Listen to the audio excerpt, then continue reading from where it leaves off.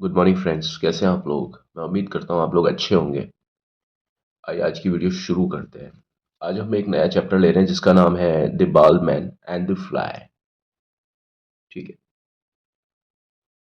Fly मक्खी होती है ना, उसको बोलते हैं हम लोग, है ना। और बाल्ड मतलब एक आदमी जिसके सिर पर बाल नहीं है, जिसको हम गंजा बोलते हैं, है ना। Bald man. मैन है, मैन से पहले लिखा हुआ है बाल्ड। तो बाल्ड जो है यानी गंजा आदमी। गंजा,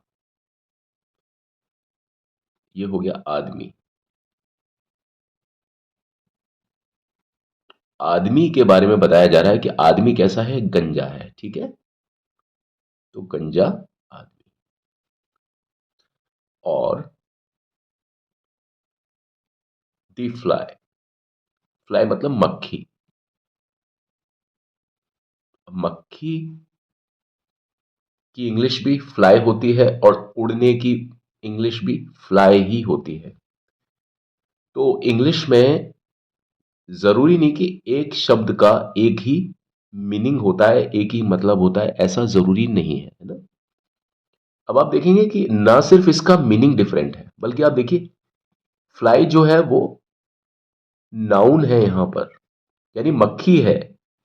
यानी फ्लाई मतलब मक्खी। ठीक है। और फ्लाई आपने देखा वर्ब भी होता है लेकिन यहां पर फ्लाई से पहले टी एच ई लिखा हुआ है ना। और यहां पर जो मीनिंग दे रहा है ना, वो किसका दे रहा है, मक्खी का मीनिंग दे रहा है। कैसी? द बाल्ड मैन, गंजा आदमी और मक्खी, है ना। यहां फ्लाई का मतलब उड़ना नहीं है, यहां फ्लाई का मतलब है मक्खी, है ना।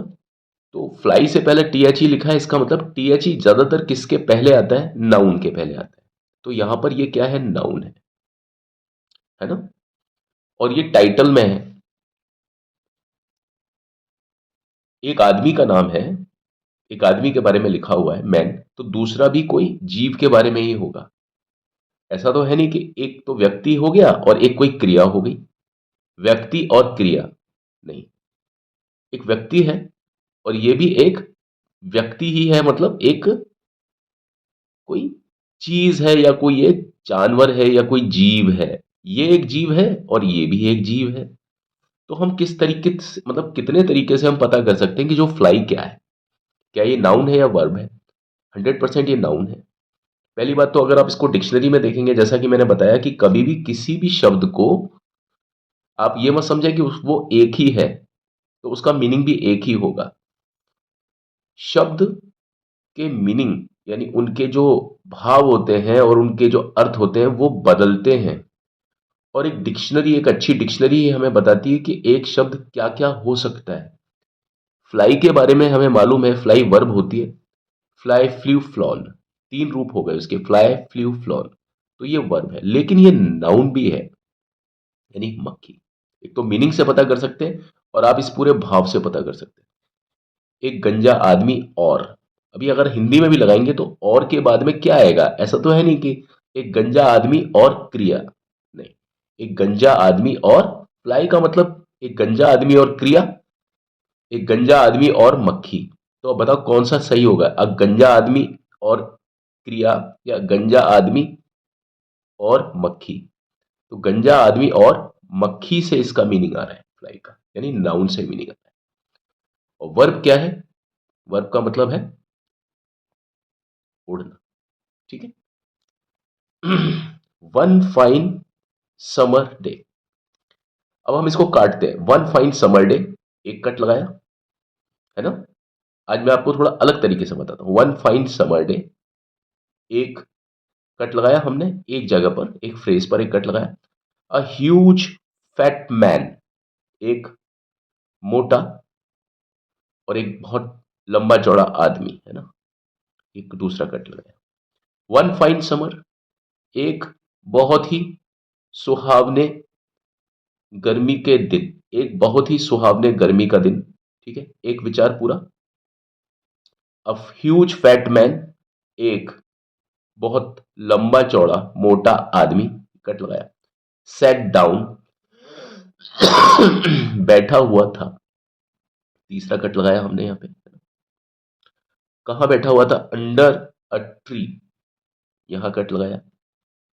पेड़ की नीचे, पेड़ की छांव में, नीचे मतलब पेड़ की छांव में कट लगाया यहां पे, अंडर अ ट्री, पेड़ की छांव में। After a hard days work, चौथा कट।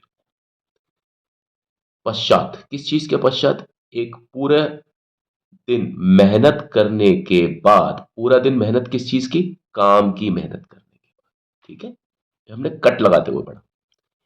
ठीक है ना? तो आप देखेंगे, वन फाइन समर डे, है ना, एक सुहावने गर्मी के दिन, है ना, a huge fat man, a huge एक लंबा चौड़ा आदमी, फैट का मतलब चौड़ा भी होता है, या एक लंबा, या एक बहुत विशाल, है ना, यहां पर विशाल लंबा, ये सब जो विशाल है वो लंबा भी होगा। फैट मतलब मोटा या चौड़ा आदमी, हिंदी में हम ऐसे ही बोलते हैं ना, सेट डाउन, सेट, सिट का सेकंड फॉर्म सेट, बैठा हुआ था। सेट डाउन, या सेट होता तो भी ठीक होता, सेट डाउन है तो भी ठीक है। सेट डाउन का मतलब नीचे नहीं है। सेट डाउन पूरा एक शब्द है जिसको हम बोलते हैं फ्रेजल वर्ब। अगर यहां पे डाउन नहीं लिखा होता, सिर्फ सेट लिखा होता तो भी ये वाक्य बिल्कुल सही होता।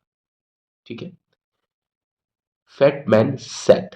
अब यहां सेट क्यों है? ये सिट का सेकंड फॉर्म, और मैंने आपको कई बार बताया है कि सिट यानी प्रेजेंट टेंस, तो फैट मैन सिट्स होता है ना। लेकिन यहां पर सिट्स क्यों नहीं है? क्योंकि ये कहानी जो चल रही है ना, ये अब जब कोई कहानी लेते हैं तो कोई कहानी कहते समय नहीं होती है, वो पहले हो चुकी होती है, और हम कोई ऐसी घटना जो हमने पढ़ी होती है या देखी होती है उसका विवरण हम प्रेजेंट टाइम, यानी प्रेजेंट टाइम जिस समय मैं आपको अभी पढ़ा रहा हूं वो टाइम है प्रेजेंट टाइम। और ये कहानी कभी लिखी होगी, भले ये 1 घंटे पहले लिखी, चाहे 1 रात पहले लिखी, चाहे 1 साल पहले लिखी, चाहे 10 साल पहले लिखी, चाहे 20 साल पहले लिखी, लेकिन जब भी कभी ये कहानी लिखी गई, मेरे पढ़ाते समय तो नहीं लिखी जा रही थी, मेरे पढ़ाने से पहले कभी ये लिखी गई, चाहे वो 1 घंटे पहले, चाहे वो 1 मिनट पहले, चाहे वो कभी भी, तो ये कहानी जो है ना, ये भूतकाल में चलेगी। ठीक है, तो ये भूतकाल में चलेगी, और खास तौर पर तब भूतकाल में चलेगी जब आपने देखा कि इसमें सबसे पहली जो वर्ब है, ये सबसे पहली वर्ब यहां देखिए, सबसे पहली वर्ब यही है। ये जब भूतकाल में आ गई तो आप समझ लीजिए इसके बाद की जितनी भी वर्ब है ना, जितनी भी क्रिया होंगी ना, वो सारी भूतकाल में ही चलेंगी। सारी की सारी जो क्रियाएं हैं वो भूतकाल में ही चलेंगी। ये भूतकाल वाली क्रिया, ये भूतकाल वाली क्रिया, ये भूतकाल वाली क्रिया, है ना, ये सारी जो क्रियाएं हैं ये भूतकाल वाली क्रिया है। क्योंकि ये एक बार इसने भूतकाल लगा दिया तो बाद में, भूतकाल बोले तो पास्ट टेंस वाली क्रिया। इंग्लिश को पढ़ना बहुत आसान है। सबसे पहले आप इसको कट कीजिए, एक विचार है उस पर कट कीजिए। एक सुहानी गर्मी के दिन, बात दिन की खत्म हो गई। फिर एक आदमी की बात हो रही है, आदमी कैसा है? एक मोटा आदमी, लंबा चौड़ा आदमी, यहां बात कट हो गई। ठीक है, तीसरा सेट डाउन, वो बैठा हुआ है। ठीक है, बैठा हुआ, बैठा हुआ की अंग्रेजी यहां से लेके यहां तक। ठीक है, कट। कहां बैठा हुआ अब ये भी बताना पड़ेगा। अंडर मतलब किसके नीचे बैठा हुआ है? अ ट्री, एक पेड़ की, एक पेड़ के नीचे। ठीक है, अब बैठा हुआ है तो अब ये बता रहे हैं, इसके बारे में एक और इंफॉर्मेशन है कि बैठा हुआ है, लेकिन कब? अपना पूरा दिन का काम करके, मेहनत का काम करके, यानी कठिन परिश्रम करके, पूरे दिन भर का, पूरे दिन भर का, पूरे दिन मतलब कहते हैं ना कि डेज वर्क, पूरे दिन भर का काम करके। हार्ड डेज मतलब मेहनत भरा पूरे दिन का काम, मेहनत भरे पूरे दिन का मतलब या अपोस्ट्रोफी एस लगा दिया, का काम करके, करने के बाद, करने के बाद, करने के बाद। ठीक है, तो ये पूरे के पूरे जो विचार है ना, ये पूरा पूरे विचार पढ़ने चाहिए हमको। एक विचार दूसरे विचार से बिल्कुल अलग है। यहां आदमी की बात हो रही है, यहां पर क्रिया की बात हो रही है, यहां से यहां तक। क्रिया के बारे में फिर बताया कि भाई क्रिया जो है बैठने की वो कहां पर हो रही है? पेड़ के नीचे, पेड़ के नीचे मतलब ये। ठीक है, उसके बाद में आप देखिए क्यों बैठा पेड़ के नीचे, ये कारण बताया जा रहा है, यहां से लेके यहां तक बताया जा रहा है कि जब किसी व्यक्ति को पूरा दिन भर वो बैठ लेता है कहीं, मतलब कठिन परिश्रम करता है, पूरा दिन भर का कठिन परिश्रम करके पूरे दिन भर का कठिन परिश्रम करके यानी काम करके, करने के बाद, बाद है ना, करके या करने के बाद, ठीक है, आफ्टर। तो आप देखिए ये जो भाषा है ना ये इस तरीके से काम करती है। आप इनके मीनिंग अगर बना लेंगे ना, बाद में, पूरा दिन परिश्रम करने के बाद, है ना। अब आप आगे चलेंगे, एक पूरा दिन परिश्रम करने के बाद पेड़ के नीचे एक लंबा चौड़ा आदमी बैठा हुआ था मतलब सेट, एक सुहानी गर्मी के दिन। तो आपने यहां पर तोड़ दिया बात को, और यहां जब आपका पूरा एक सेंटेंस बन गया लंबा सा, तब आप इस सेंटेंस को पीछे की तरफ से पढ़ते हैं, है ना। एक दिन पूरा कठिन परिश्रम करने के बाद एक पेड़ के नीचे एक मोटा लंबा चौड़ा आदमी, है ना, बैठा हुआ था, है ना, एक सुहानी गर्मी के दिन। अब ये पूरा का पूरा मीनिंग आपके समझ में आ गया, दिमाग में आ गया ना। तो अब आप फटाफट ये बना सकते हैं कि एक बहुत अच्छे गर्मी के सुहावने दिन एक मोटा लंबा चौड़ा आदमी पेड़ के नीचे बैठा हुआ था, पूरे दिन भर का कठिन परिश्रम करने के पश्चात। ये आप अपने दिमाग में, जैसा मैंने बताया पहले, बना करके इसको सिस्टम ऑटोमेटिकली आपका दिमाग इस तरीके से बना लेगा। दूसरा सेंटेंस, सून, थोड़ी देर में या बहुत थोड़ा जल्दी, थोड़ी सी देर में, soon he drifted off to sleep under the cool shade of the tree. थोड़ी देर में वो ड्रिफ्टेड ऑफ मतलब सो जाने को, ड्रिफ्टेड ऑफ मतलब टू स्लीप, मतलब थोड़ी देर में वो, उसको नींद आने लगी। ही ड्रिफ्टेड ऑफ टू स्लीप का मतलब होता है उसको नींद आने लगी, है ना। ड्रिफ्ट्स ऑफ टू स्लीप होता तो प्रेजेंट टेंस होता, ड्रिफ्ट्स ऑफ, लेकिन ये ड्रिफ्टेड है, तो नींद आने लगी, इसको पूरे को हम फ्रेजल वर्ब में बोलते हैं ड्रिफ्टेड ऑफ टू स्लीप, नींद आने लगी, क्योंकि नींद एकदम से थोड़ी पड़ते ही आ जाती है, मतलब धीरे धीरे करके आती है। तो जब नींद धीरे धीरे करके आती है ना, तो उसका एक्सप्रेशन ये बनेगा ड्रिफ्टेड ऑफ टू स्लीप, यानी नींद आने लगी। नींद आने लगती है अगर ये होता तो ताती थे का मतलब होता है ड्रिफ्ट्स ऑफ टू स्लीप, लेकिन ये कहानी जो है ना ये पास्ट टेंस में शुरू हुई है, सिट का सेकंड फॉर्म सेट, तो यहां पर भी ड्रिफ्ट का सेकंड फॉर्म ही लगेगा, ड्रिफ्टेड ऑफ। ठीक है, यहां पर इसको ऑफ बोलेंगे, ओ एफ एफ। अगर ये ओ एफ होता है यहां पर, पहली बात तो ऑफ यहां हो ही नहीं सकता था, यहां पर ये ऑफ नहीं होता, ओ एफ मतलब ऑफ, और ओ एफ एफ मतलब ऑफ। वर्ब के बाद में अगर ओ वर्ब के बाद में अगर कोई भी चीज लगेगी ना, ओ एफ या ओ एफ एफ, तो ओ लगेगा ओ एफ एफ, और उसको हम बोलेंगे ऑफ, है ना। और अगर खाली कहीं ओ एफ लिखा हुआ है तो हम उसको बोलते हैं ऑफ। ठीक, यहां पर ओ एफ तो लग ही नहीं सकता, क्योंकि वर्ब के बाद में ओ एफ मतलब इस सेंस में नहीं लग सकता, ड्रिफ्टेड के बाद में ओ एफ यानी ओ एफ नहीं लग सकता, ओ एफ एफ ई लगेगा, है ना। Under the cool shade of the tree, अब यहां पर भी हम कट करते हैं, सून, सून पर कट किया, ही ड्रिफ्टेड ऑफ कट किया, ड्रिफ्टेड ऑफ टू स्लीप पर कट किया, under the cool shade, under the cool shade cut किया, ऑफ द ट्री कट किया। ठीक है, अब इसका मीनिंग देखा, जल्दी ही, है ना, जल्दी ही, है ना, इसको बोलेंगे जल्दी ही, राइट, जल्दी ही। इसको कई लोग थोड़ी देर में भी बोलते हैं, लेकिन इसको हम बोलेंगे जल्दी ही, जल्द ही, जैसे ही वो बैठा उसके तुरंत बाद में, जल्द ही या थोड़ी देर में, कुछ लोग इसको बोलते हैं ऐसे ना, लेकिन इसका मतलब होता है जल्द ही इसको, उसको मतलब आदमी की बात हो रही है ना, किसकी बात हो रही है, मैन की बात हो रही है, ये ना ही। मक्खी होती तो क्या होता है, इट, यहां पर कौन है, ये आदमी है, और आदमी का जो प्रोनाउन है वो क्या है, ही ड्रिफ्टेड ऑफ, नींद आने आने लगी, आने लगी, आने लगी, क्या, टू स्लीप, यानी नींद की तरफ वो बहने लगा, कहने का मतलब है, यानी नींद की ओर वो बहने लगा, इसका मतलब नींद की ओर वो जाने लगा, नींद उसको खींचने लगी, कहने का मतलब क्या है, उसको नींद आने लगी। अंडर द कूल शेड, अब देखिए ये जो है ना, कई बार हम रीजन भी सप्लाई करते हैं, वर्ब के पीछे कई बार रीजन मेंशन होता है। क्यों नींद आने लगी? क्योंकि जो छाया जो थी ना वो ठंडी थी।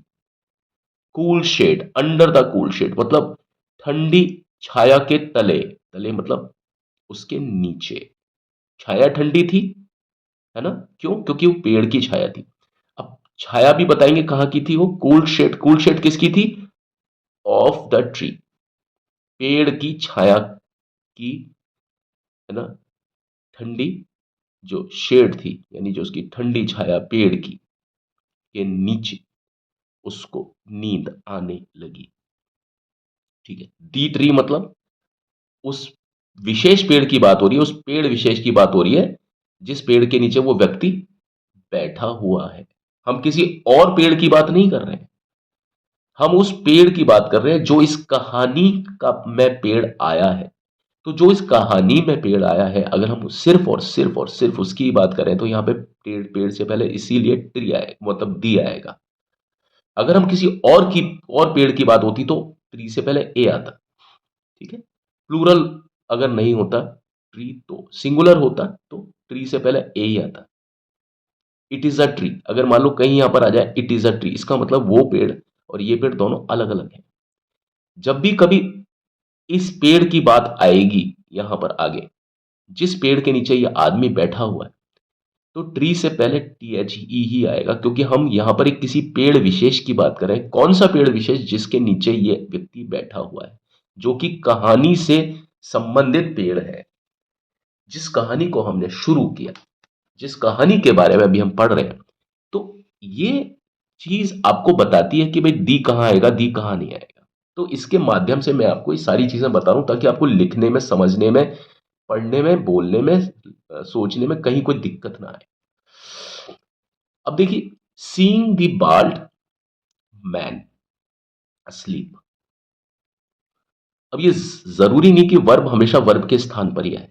वर्ब वाक्य के शुरुआत में भी आ सकता है। अब देखिए यहां पर फुल स्टॉप हो गया, तो फुल स्टॉप के बाद में एक वाक्य यहां से शुरू हो गया, seeing the bald man asleep।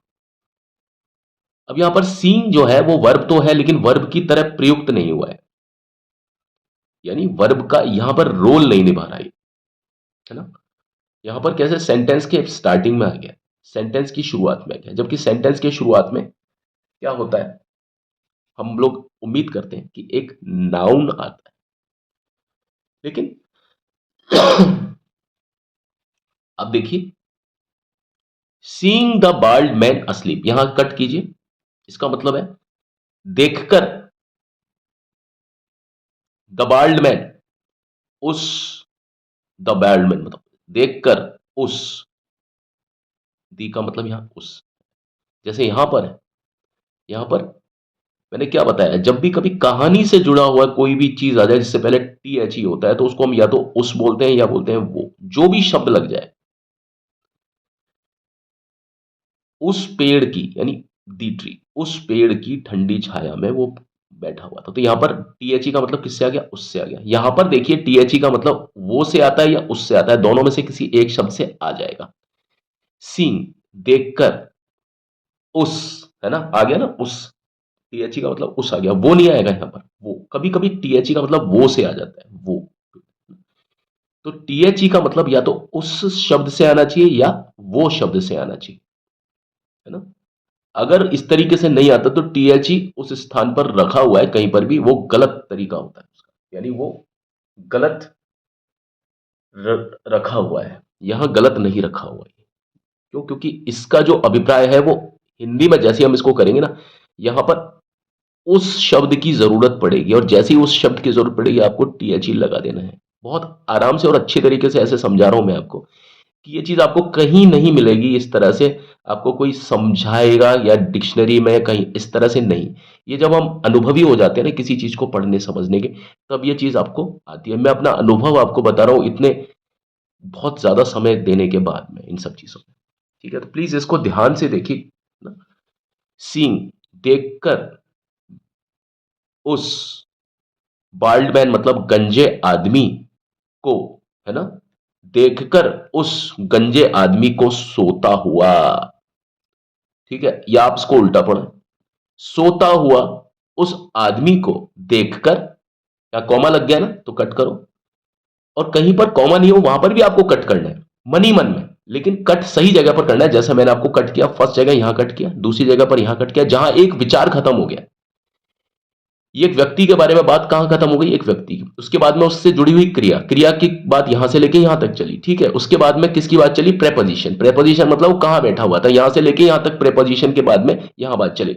उसके बाद में उसका उसका कारण, कारण मतलब ये कारण बताया कि क्यों बैठा हुआ था। तो आप हर एक विचार के ऊपर जहां पर भी विचार बदले, एक विचार को एक अलग कोष्टक में रखो, दूसरे विचार को दूसरे अलग कोष्टक में रखो, तीसरे विचार को तीसरे अलग कोष्टक में रखो, और फिर उन विचारों को आप ट्रांसलेट करो अलग अलग। इस विचार को ट्रांसलेट करो यानी अनुवाद करो इसका हिंदी में, दूसरे यहां से लेके यहां तक इसका अनुवाद करो, सेट डाउन का पूरे का अनुवाद करो, इसका पूरा अनुवाद करो, और इन अनुवादों को फिर क्रम से जोड़ दो दिमाग में, एक के बाद एक, और ऑटोमेटिकली आपका दिमाग उस तरीके से उठा लेगा इन सारी चीजों को। तो seeing the bald man asleep, है ना, सोता हुआ उस आदमी को देखकर, तो अब आपके दिमाग में क्या आएगा, उस आदमी को सोता हुआ देखकर, ऐसी बात आ जाएगी ना दिमाग में, ठीक है। सोता हुआ उस आदमी को देखकर, सोता हुआ उस आदमी को देखकर, या उस आदमी को सोता हुआ देखकर, दोनों एक ही बात है ना। दिमाग आपका किसी भी तरीके से ले, आपके दिमाग में सेंस क्रिएट हो रहा है। उस आदमी को सोता हुआ देखकर या सोता हुआ उस आदमी को देखकर, दोनों एक ही बात है। अ फ्लाई बज्ड अराउंड हिम, अब देखिए अ फ्लाई को काटो, बज्ड अराउंड, बज्ड अराउंड, आप यू भी काट सकते हो, बज्ड को काटो और फिर लिखो अराउंड हिम, यू भी लिख सकते हो, ठीक है। उस आदमी को सोता हुआ देखकर, उस गंजे आदमी को सोता हुआ देखकर, अ फ्लाई, एक मक्खी, पहली बार आ रही है ना मक्खी, तो ए आएगा, एक मक्खी, क्योंकि यहां पर इसका अभिप्राय एक से आएगा। दूसरी बार जब हम इस मक्खी की बात करेंगे तो हम इस मक्खी के बारे में या तो वो मक्खी बोलेंगे या उस मक्खी बोलेंगे, तो जैसे हम वो या उस बोलेंगे, वो या उस बोलेंगे, वैसे ही फ्लाई से पहले टी एच ही आ जाएगा, ए नहीं आएगा। यहां पर एक मक्खी ही आ सकती है ना, क्योंकि हम मक्खी का पहली बार इंट्रोडक्शन कर, पहली बार मक्खी आ रही है तो इसको हम बोलेंगे एक मक्खी, एक मक्खी बोलेंगे तो यहां पर ए आ रहा है, ठीक है। अब फ्लाई, बस्ट गुन मतलब गुनगुनाती हुई, है ना, ठीक है ना। मक्खी जो गुन गुन गुन गुन गुन करती है ना, उसको आप क्या बोलते हैं, क्या बोलते हैं, गुनगुनाती हुई या जो भी है उसको बोलते हैं बस्ट। बजर होता है ना, बजर, गुर्र, तो वो जो आवाज होती है ना, तो उसके पंखों से आवाज आती है कंटिन्यूटी में, जब वो चलते हैं तो आवाज आती है बजर जैसी। अब फ्लाई अलग, एक मक्खी, बज्ड, ये क्रिया है, क्या क्रिया कर रही है, ये तो सब्जेक्ट की क्रिया है ना। ईडी मतलब तो सेकंड फॉर्म, ईडी लगाओ, क्योंकि ये कहानी जो है हमारी पास्ट टेंस में ही चल रही है, तो यहां पर भी पास्ट टेंस है। बस मतलब गुनगुनाती हुई, गुन, वो बजर वाला साउंड आ, बज्ड, है ना। अराउंड, अराउंड मतलब उसके चारों ओर, उस गंजे आदमी के चारों ओर चक्कर लगा रही, कौन आदमी, हिम, ठीक है, हिम, उसके चारों ओर गुनुन गुनुन करती हुई एक मक्खी, है ना, ठीक है, चक्कर काट रही, चक्कर काटा उसने, seeing the bald man asleep, है ना, उस गंजे आदमी को सोता हुआ देख करके एक मक्खी ने उसके चारों तरफ चक्कर काटना शुरू कर दिया, कर देती है, कर दिया, ठीक है, कर दिया, कर देती है मतलब buzzes, B U Z Z E S, buzzed मतलब कर दिया। ही मूव्ड, अब ही कौन है, ऑब्वियस है, मक्खी तो होगी नहीं, मक्खी होती तो इट होता, ही, क्योंकि अब रिएक्शन देने की बारी किसकी थी, जब वो चारों ओर के चक्कर लगा रही है और यहां पर बात हिम पर खत्म हो रही है, तो अगला जो सेंटेंस है वो हिम से ही रिलेटेड होगा, यानी इस व्यक्ति से, यानी उस आदमी से ही रिलेटेड होगा। हिम यहां पर ऑब्जेक्टिव फॉर्म है, क्योंकि हिम कभी सब्जेक्ट के तौर पर यूज नहीं हो सकता, फुल स्टॉप से पहले ही नहीं आएगा, जब तक कि क्वेश्चन टैग्स वगैरह या ऐसी कोई चीज ना हो, टेल क्वेश्चंस ना हो, है ना। लेकिन जब कोई वाक्य जब बनेगा उसके सब्जेक्ट में तो ही आएगा ना। अब देखिए किसकी बात हो रही है, उस व्यक्ति की बात हो रही है, ही मूव्ड हिज हैंड्स, ही कट करो, यहाँ पे ही एक अलग विचार, उसने मूव्ड कट करो मूव्ड हिज हैंड्स अपने हाथों को टू वार्ड ऑफ हटाने के लिए, वार्ड ऑफ पूरा, ऑफ ऑफ, ये ऑफ नहीं है, ये आया of, word of the fly. अब देखिए फ्लाई यहां पर पहली बार आ रहा था, तो यहां पर इसका मतलब या तो उस बोलेंगे या वो बोलेंगे, देखते हैं कौन में, दोनों में से एक आना चाहिए। यहां पर एक से नहीं आएगा, मतलब एक तो आ ही नहीं सकता, यहां पर मक्खी को बोलते समय हम एक मक्खी नहीं बोल सकते, देख लेना। ही मूव्ड, उस मक्खी को, यहां पर आ गया ना उस मक्खी को, वार्ड ऑफ मतलब हटाया, दूर किया, वार्ड ऑफ मतलब दूर किया, दूर किया। जब हम किसी चीज को दूर करते हैं अपने से तो ओ एफ एफ लगा देते हैं, टेक ऑफ। फ्लाइट जब जमीन को छोड़ देती है तो जमीन से दूर चली जाती है, तो ऑफ आ गया। स्विच ऑफ, जब स्विच का कांटेक्ट बिजली से हट जाता है, यानी बिजली जब स्विच से दूर चले जाती है तो हम बोलते हैं स्विच ऑफ। वैसे ही वर्ड ऑफ मतलब द फ्लाई वर्ड ऑफ, मतलब his hands to ward off the fly, मतलब हटाना, किसी चीज को दूर करना। The fly, he moved his hands to wards ward off the fly, the fly है ना, उस मक्खी को हटाया अपने हाथों से, है ना। ही मूव्ड हिज हैंड्स, हाथों से मतलब हाथों को हिला करके, उसने, यानी उसने हाथों को हिला करके, है ना, हाथों को हिला करके हटाया उस मक्खी को, उस मक्खी को हटाया मतलब मूव्ड, मूव्ड मतलब हिलाया, है ना, और वर्ड ऑफ मतलब हटाया। मूव्ड मतलब हाथों को हिलाकर, हिलाया हिलाया, हाथों को हिलाया, मक्खी को हटाया। हटाया और हिलाया दोनों ही क्या है, क्या चीज है, ये आपकी वर्ब है। लेकिन टू के बाद में फर्स्ट फॉर्म आएगी वर्ब की, याद रखना। टू के बाद में कभी भी सेकंड फॉर्म थर्ड फॉर्म नहीं आएगी, चाहे सेंटेंस कुछ भी बोल रहा हो। यहां पर ये वर्ब है, लेकिन वर्ब जो है मेन वर्ब की तरह नहीं है, तो मेन वर्ब के ऊपर ही ये प्रेशर रहता है कि वो पास्ट टेंस में आए। ठीक है, मेन वर्ब के ऊपर, है ना। ठीक है, मेन वर्ब, और जैसे जो हमारे, मैं आपको बताऊंगा हेल्पिंग वर्ब या जो ऑक्सिलरी है या ऑपरेटर है, यानी कि वर्ब का जो मोड होता है ना, वर्ब का, तो जो वर्ब सब्जेक्ट से डायरेक्टली अटैच्ड होती है ना, यहां पर सब्जेक्ट से ये वर्ब डायरेक्टली अटैच भी है, तो ये मेन वर्ब भी यही है और हेल्पिंग भी यही है। तो इसलिए मैं कह रहा हूं कि जो मेन वर्ब है यहां पर, ये मेन वर्ब भी और हेल्पिंग है, तो ये मेन वर्ब होकर के इसको बदलना पड़ेगा। अगर सेंटेंस में सब्जेक्ट के तुरंत बाद में जो वर्ब होती है ना, उसी को बदलना पड़ता है, खुद का फॉर्म बदलना पड़ता है। अब यहां पर फॉर्म किसका लेगी ये किसका रूप लेगी, पास्ट टेंस का रूप लेगी। वर्ब सॉरी सब्जेक्ट के तुरंत बाद में जो वर्ब होती है उसी का रूप बदलता है ना। आपने हमेशा देखा होगा इस चीज को। तो यहां पे इसको किसका रूप बदलना है, पास्ट टेंस वाली वर्ब का रूप बदलना है। मूव्स होती तो प्रेजेंट टेंस होती।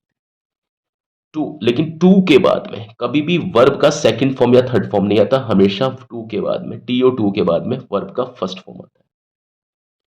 ठीक है, याद रखना, इसीलिए हम इसको नॉन फाइनाइट वर्ब बोलते हैं, इसको हम बोलेंगे फाइनाइट वर्ब, क्योंकि फाइनाइट वर्ब को बदलना ही पड़ता है, किसके हिसाब से, सब्जेक्ट के हिसाब से। जो वर्ब सब्जेक्ट के हिसाब से बदल जाए, सब्जेक्ट है, केस है, उसके हिसाब से बदल जाए, उसके अनुसार बदल जाए, उसको हम बोलते हैं फाइनाइट वर्ब। और टू के बाद में कोई भी वर्ब आती है ना, टू के बाद में जो भी वर्ब आएगी ना, उसका रूप यहां पर आकर के नॉन फाइनाइट हो जाएगा। ठीक है, और जो नॉन फाइनाइट वर्ब होती है ना, वो कभी भी नहीं बदलती, यानी कभी भी नहीं बदलती, इसका मतलब हमेशा फर्स्ट फॉर्म में रहती है। यहाँ पे वर्डेड नहीं हो सकता था, वर्डेड होते ही गलत हो जाता है। क्यों क्यों वर्डेड होते ही गलत हो जाती है, क्योंकि इससे पहले टू लिखा हो। टू के बाद में कोई वर्ब आती है ना, तो फर्स्ट फॉर्म आएगा और उसका मतलब होता है ना। ही इज टू मूव, उसको उसको हिलना है। ही इज टू गो, उसको जाना है, टू गो मतलब जाना। ही इज टू ईट, उसको उसको खाना है। ही इज टू ड्रिंक, उसको पीना है ना।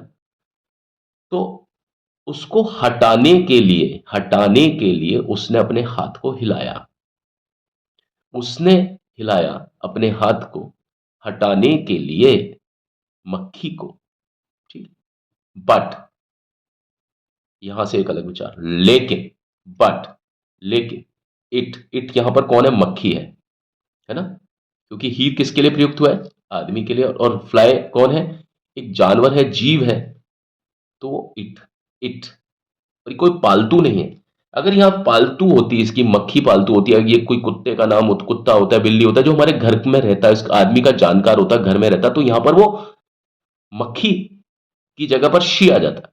क्योंकि मक्खी है, वैसे क्या है, अगर हम उसको देखते हैं तो वो क्या होती है? स्त्रीलिंग होती है। लेकिन अगर वो मक्खी अनजान है इस आदमी से, तो यहां पर इट आएगा। अगर ये मक्खी इसकी पालतू मक्खी होती तो यहां शी आ सकता था, या शी 100% आता, ये समझ लो। तो इट क्या है? अभी फिलहाल मक्खी पालतू नहीं है। मक्खी तो उसको परेशान कर रही है ना, इसलिए भी उसकी पालतू नहीं। अगर पालतू होती तो क्या वो परेशान करती? ऐसे भी सोच सकते हो। तो जो मक्खी उसको परेशान कर रही है वो पालतू तो हो नहीं सकती। तो जो पालतू नहीं है, यानी उसकी जानकार मक्खी नहीं है, तो यहां पर क्या आएगा? इट आएगा मक्खी की जगह। इट, मक्खी की बात हो रही है। Continued, continued, to disturb, to disturb him, him by buzzing over his head, सिर के ऊपर मंडराते हुए उसको, कंटिन्यू टू डिस्टर्ब, है ना, लगातार दंड, मतलब डिस्टर्ब कर रही थी, है ना। इट कौन? मक्खी। मक्खी लगातार डिस्टर्ब, लगातार उसको डिस्टर्ब किए जा रही थी, उसको डिस्टर्ब किए जा रही थी लगातार, मतलब कंटिन्यूड। कैसे? किस प्रकार? बाय, किस के द्वारा, मतलब किस तरह से? बाय बजिंग, मतलब गुनगुन गुनगुन करके, करके। कहां पर गुनगुन गुनगुन करके? उसके सर पर, उसके सर के ऊपर। ओवर मतलब ऊपर। ठीक है। इट, दोबारा से मक्खी की बात आएगी। इट, वो, इसके अलावा, भी का मतलब और भी है इसके अलावा। इट कट करो, ऑल्सो, स्टंग कट करो, him, him, from time to time, है ना, समय समय पर। From time to time, time to time मतलब समय समय पर, है ना। घड़ी घड़ी में, घड़ी घड़ी में, समय समय पर, है ना। फ्रॉम टाइम टू टाइम, समय समय पर, इसका पूरे का मतलब होता है समय समय पर या थोड़ी थोड़ी देर में। उसको, हिम, स्टंग, काट रही थी। काट रही थी मतलब स्टिंग का सेकंड फॉर्म है ये। और जरूरी नहीं कि हर के स्टिंग के बाद में स्टिंग्ड लगे। हर वर्ब का सेकंड फॉर्म में ईडी नहीं लगता। ईडी सिर्फ वहां लगेगा दो फॉर्म में, ईडी ईडी, जैसे मूव, मूव्ड, मूव्ड। तो सेकंड और थर्ड फॉर्म में ईडी ईडी या टीटी। ठीक है, TT. Burn, burnt, burnt. Learn, learnt, learnt. तो टी और टी आखिर में। सेकंड और थर्ड फॉर्म में टी और टी, या सेकंड और फॉर्म में, सेकंड और थर्ड फॉर्म में ईडी और ईडी। Move, moved, moved. जिन वर्बों में सेकंड और थर्ड फॉर्म में या तो टी और टी लगे, जैसे लर्न, लर्नट, लर्नट, तो वो वर्ब कौन सी होती है? Regular verb. Move, moved, moved, second में और थर्ड में ईडी ईडी आ गया ना, तो उसको हम बोलेंगे रेगुलर वर्ब। और उसके अलावा जितनी भी वर्ब है ना, उसको हम बोलेंगे इररेगुलर वर्ब। यहां पर देखिए इसको इररेगुलर बोले, क्योंकि स्टंग का फर्स्ट फॉर्म होता है एसटीआईएनजी, एसटीआईएनजी, स्टिंग। स्टिंग का सेकंड फॉर्म होगा स्टंग। यहां पर ना तो ईडी के रूप में बढ़ा, यानी स्टिंग को स्टिंग्ड करते थे हम, स्टिंग्ड ईडी, स्टिंग्ड। और थर्ड फॉर्म भी स्टिंग्ड, ईडी बढ़ा देते लास्ट में, तो यही फॉर्म कौन सी हो जाती है वर्ब? ये हो जाती है रेगुलर। लेकिन यहां पर ना तो टी बढ़ा है लास्ट में सेकंड और थर्ड फॉर्म में। स्टिंग, स्टिंक्ट, स्टिंक्ट ऐसे नहीं बढ़ी है वर्ब। ना स्टिंग्ड, ईडी ईडी नहीं बढ़ा सेकंड और थर्ड में। यहां पर क्या है? स्टिंग फर्स्ट फॉर्म में आया, और सेकंड फॉर्म में क्या आया? स्टंग, यू आ गया। आई की जगह यू आ गया सेकंड में और थर्ड में। Sting, s t i n g, second form ये हो गई स्टंग, और थर्ड फॉर्म भी स्टंग हो गई। तो जब आईएनजी बढ़ गया, आई आई मतलब यू की जगह आई आ गया, तो ये कौन सी वर्ब है? ये आ गई आपकी इररेगुलर वर्ब। तो इर्रेगुलर वर्ब है, लेकिन कौन सी वर्ब है? ये सेकंड फॉर्म वर्ब है। तो यहां पर मैं आपको ये भी बताता चल रहा हूं, रेगुलर वर्ब कौन सी होती है, इर्रेगुलर कौन सी होती है, यहां पर फाइनाइट कौन सी होती है और नॉन फाइनाइट कौन सी होती है। ये नॉन फाइनाइट होती है, ये नॉन फाइनाइट वर्ब। टू के बाद में हमेशा फर्स्ट फॉर्म, टू के बाद में हमेशा first form of the verb. ठीक है, ठीक है। टू के बाद में हमेशा first form of the verb. Disturbed नहीं हो सकता था, टू के बाद में डिस्टर्ब्ड ईडी नहीं हो सकता था, टू के बाद में वॉर्डेड नहीं हो सकता था, टू के बाद में स्लैप्ड SLEPT नहीं हो सकता था, स्लीप की सेकंड फॉर्म नहीं हो सकती थी। यहां पर मैं आपको ये पैराग्राफ क्यों चुना है, ये कहानी मैं आपको पूरी नहीं बताऊंगा, लेकिन इसमें आपको ये देखने की, समझने की जरूरत है कि हम इंग्लिश को किस तरीके से इसको पढ़ते हैं। इसकी जो अगली कहानी है ना, जो इसका दूसरा पार्ट है, वो मैं आपको कल समझाऊंगा, क्योंकि मेरा जो प्राइमा फेसी मेरा जो मकसद है आपके साथ में, वो ये है इंग्लिश को कैसे एंजॉय करके आप पढ़ें, लिखें, समझें उसको अपने ही अंदाज में, बिना किसी टीचर, बिना किसी अध्यापक, शिक्षक, गुरु के। आप खुद खुद से कैसे समझ सकते हैं उसको, धीरे धीरे करके, जैसे मैं आपको बता रहा हूं, कट कर करके। चलिए, मैं यहां तक पढ़ाऊंगा आपको आज। कल अगले दिन मैं यहां से, यानी इसका जो शेष भाग है वो मैं कल आपको बताऊंगा, क्योंकि मेरा अभिप्राय, जैसा मैंने बताया, मेरा अभिप्राय आपको सिर्फ अंग्रेजी को बहुत अच्छे तरीके से, मनोरंजक तरीके से, खुद से आपके साथ में दिक्कत है ना कि भाई टीचर नहीं है आपके पास, या टीचर है तो वो पता नहीं कैसा पढ़ाते हैं, कैसा नहीं पढ़ाते, कभी मूड होता है पढ़ाते हैं, नहीं पढ़ाते हैं, और इंग्लिश टीचर्स के तो भाव भी बहुत ज्यादा बढ़े हुए होते हैं हर जगह पर। तो उस चीज से बचाने के लिए मैं आपको ये चीज कर रहा हूं। चलिए, last, this made him angry. This made him angry. इसने, इस बात ने, मेड हिम एंग्री, इस बात ने उसे बनाया, क्या बनाया? गुस्से में बनाया। अब देखिए, गुस्से में बनाया, मेड का मतलब बनाया से होता है ना, आप यहां पर बनाया वाली अंग्रेजी भी है ना, तो आप इसको हिंदी में कैसे हो सकते हैं, हिंदी में कैसे बोल सकते हैं? इस बात ने उसे गुस्सा करने पर मजबूर किया, यानी इस वजह से उसको गुस्सा आ गया। दिस, क्या चीज? वो बार बार, अगर मक्खी उसके सिर पर चल के बार बार उस आदमी के सिर पर चढ़ करके काट रही है ना, अब बताइए तो क्या होगा? उसको गुस्सा आएगा ना, यानी इस एक्ट ने, यानी काटने के इस क्रिया ने, जो उसको काट रही है सिर के ऊपर, इस बात ने, दिस मेड, दिस मतलब इस काटने की जो ये क्रिया कर रही है, मक्खी जो काम कर रही है, उसको डंक मारने का है, काटने का, यानी स्टंग इसके लिए यूज हुआ है, यानी दिस, यानी काटने की वजह से, सिर पर काटने की वजह से, है ना, ये चीज किसको गुस्सैल बना रहा है, किसको बना रहा है, किसको बना रहा है? उस आदमी को गुस्सा करने पर, या गुस्सैल बना रहा है फिलहाल के लिए, है ना, गुस्सैल बना रहा है, मेड हिम एंग्री, ये कॉजेटिव वर्ब है। जब मैं आपको वर्ब वगैरह पढ़ाऊंगा तो अब देखिए, मैंने पढ़ाई हुई है इसी चैनल पर, मैं अपलोड भी करूंगा, लेकिन प्रॉब्लम क्या है, जैसे ही मैं ग्रामर को अलग से पढ़ाता हूं सिर्फ ग्रामर के अंदाज में, वैसे ही क्या होता है कि बच्चे उसमें इंटरेस्ट नहीं लेते, जबकि ग्रामर को ग्रामर के अंदाज में भी पढ़ना चाहिए और चैप्टर के अंदाज में भी, लेकिन ये मुझे लगता है ये ज्यादा तरीका आपके सही है। तो ये कहानी आपको देखी यहां तक समझ में आई? मैं एक बार देखो इसको दोबारा से बता देता हूं, यानी रिकैप कर देता हूं। एक गंजे आदमी, एक गंजा आदमी और एक मक्खी। एक सुहावनी गर्मी के सुबह, एक लंबा चौड़ा आदमी बैठा हुआ था पेड़ की नीचे, पेड़ की छाया के नीचे, है ना, छाया के नीचे या पेड़ के नीचे की बात है। पूरा दिन का कठिन काम करने के पश्चात, थोड़ी देर में, है ना, थोड़ी देर में या जल्दी ही, जो भी है, he drifted off to sleep, ही, वो नींद को,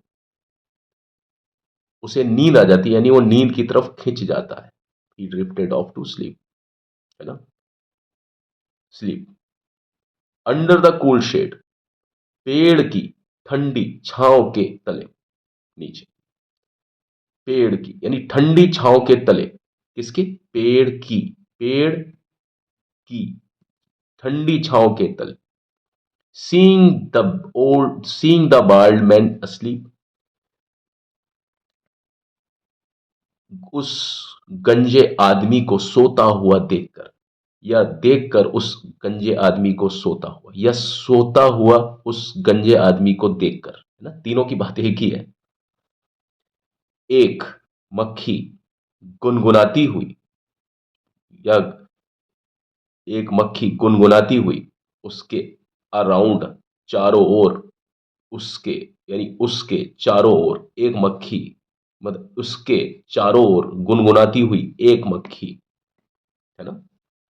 ही मूव्ड हिज हैंड्स, अपने अपने हाथों को हिलाता है वो, कौन, वो आदमी।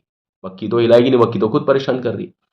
टू वार्ड ऑफ, टू किसके लिए, हटाने के लिए, हटाने के लिए, टू वार्ड ऑफ, रीजन बताया है इसके लिए, टू वार्ड ऑफ, हटाने के लिए, किसको, मक्खी को।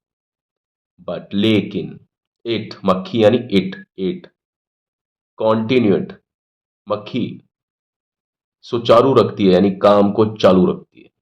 कॉन्टिन्यूड, किस चीज को, टू डिस्टर्ब हिम यानी परेशान करने के काम को चालू रखती है वो मक्खी, किसको डिस्टर्ब करने के लिए, उस आदमी को, डिस्टर्ब हिम, किस प्रकार, बाय बजिंग, गुनगुनाते हुए, गुनगुन करते हुए, बाय यानी रीजन, किस तरीके से, गुनगुन करते हुए, कहां पर, उस आदमी के, उसके सर के ऊपर, उसके सर के ऊपर यानी उस आदमी के सर के ऊपर, हिज कौन है, वो, यानी वो आदमी, तो उसके सर के ऊपर या उस आदमी के सर के ऊपर, ये ऑब्वियस है, हिज मतलब वो उसके ऊपर या उस आदमी के सर के ऊपर, उस मतलब मैंने क्या बताया, जो वो आदमी, इट, मक्खी के लिए इट, वो और क्या करती है, वो यह भी करती है, इट ऑल्सो स्टंग, वो काटती भी है, वो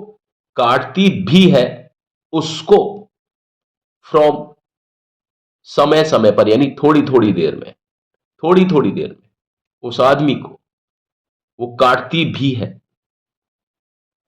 समय समय पर, समय समय पर उस आदमी को काटती है वो, है ना, काटती भी है वो मतलब मक्खी।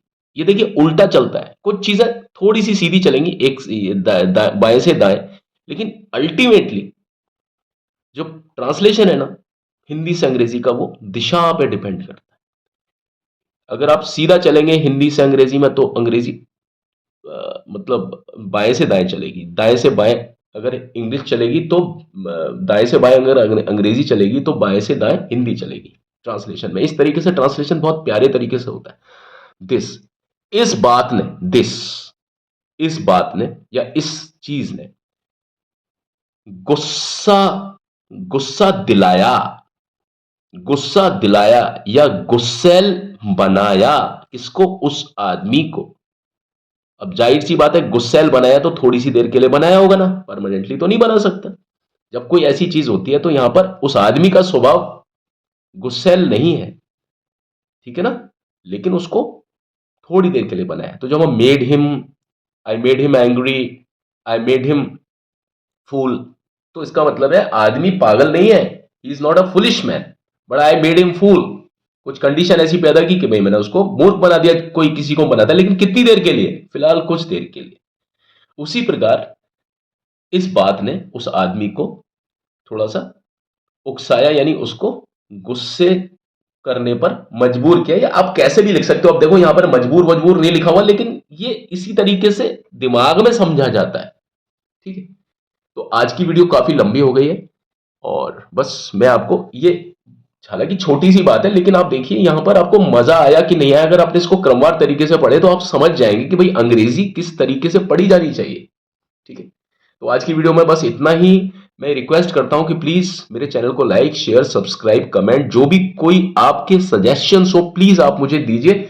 मैं अलग अलग तरीके से कोशिश कर रहा हूं, कभी कॉमिक्स के जरिए, कभी किसी तरीके से, कि मैं अपनी बात आप तक पहुंचा सकूं, यानी अंग्रेजी से जुड़ी हुई बात को, ताकि आप अंग्रेजी के मामले में कभी भी किसी से भ्रमित ना हो, डरे नहीं इससे, बल्कि आप बहुत इंटरेस्ट लेकर के इस चीज को पढ़ें, क्योंकि अंग्रेजी वास्तव में बहुत इंटरेस्टिंग है। अगर आप इस अदागिरी अदायगी से पढ़ें, अलग अलग करके ना पढ़ें, ट्रांसलेशन करके ऐसे ना पड़े कि शब्द लिख दीजिए और ये कर दीजिए वो कर दीजिए। ठीक है, शब्द भी मैं लिख रहा हूं, लेकिन उसके साथ में इनके बीच का आपस का क्या समायोजन है, किस दिशा से किस दिशा की ओर, ये बताना भी हमारा परम कर्तव्य होता है अगर हम पढ़ाते हैं आपको। अंग्रेजी को आत्मा से आपको समझाते हैं, सिर्फ शरीर से नहीं।